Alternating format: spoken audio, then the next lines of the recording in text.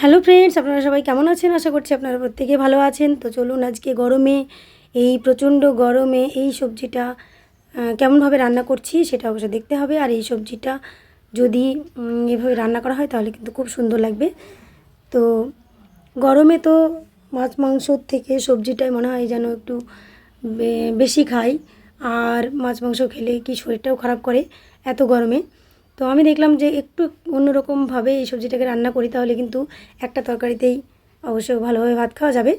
তো তার জন্য আমি এখানে কড়াইতে তেলের সঙ্গে আমি গোটা জিরে ফোড়ন আর সঙ্গে পেঁয়াজ কুচনো দিয়ে আমি বেশ একটু নাড়াচাড়া করে নিয়ে আমি এর সঙ্গে যেটা দিব সেটা অবশ্য দেখতে হবে। তো কি দিচ্ছি সেটা দেখুন। তবে এটা এই জিনিসটা দেওয়ার কারণেই কিন্তু একটু টেস্টফুল হবে। তো আমি এখানে এই যে চিংড়ি মাছটা দিয়েছি, চিংড়ি মাছটা আমি পরিষ্কার করে ধুয়ে নিয়ে মাথার খোলাটা ছাড়িয়েছি, পুরো খোলাটা আমি ছাড়াইনি। তো এভাবে পরিষ্কার করে ধুয়ে নিয়ে আমি চিংড়ি মাছটাকে দিয়ে দিলাম। তো এখানে আমি কোনো লবণ বা হলুদ বা কোনো কিছু আমি এখানে এখনও পর্যন্ত দিইনি।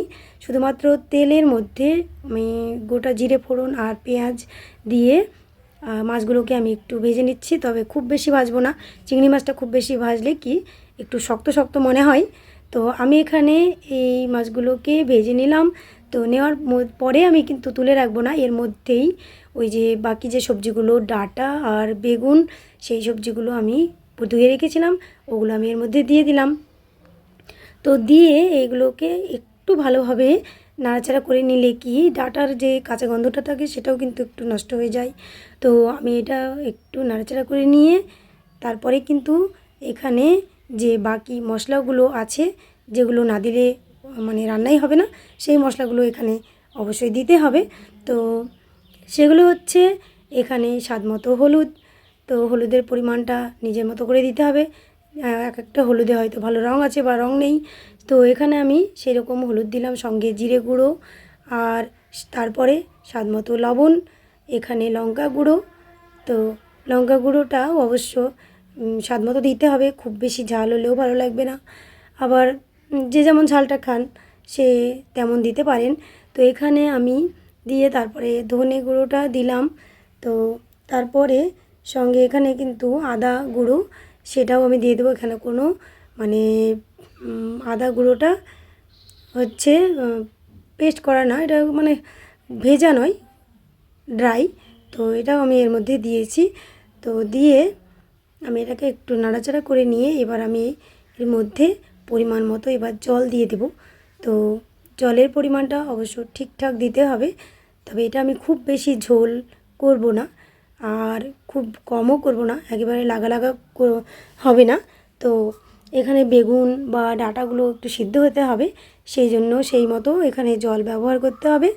তো জলটা ঠিক দিয়ে আমি এখানে ডাঁটাগুলোকে ভালোভাবে মিশ্রিত করে আমি ঝোলের মধ্যে ডাঁটাগুলোকে বা বেগুনগুলোকে একটু ডুবিয়ে নিব। তো আরেকটু জল আমি এখানে অ্যাড করছি, যেহেতু এটাকে সিদ্ধ হতে হবে।